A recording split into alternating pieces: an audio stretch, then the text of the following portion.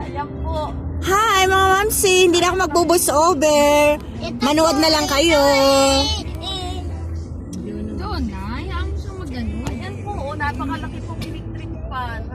Ayan po, oh, ay, hindi po kita. Ayan. Enjoy naman. Nag-ano lang po kami. Trip-trip lang po kami. Sa aming Kasama natin si Jonathan sa likod.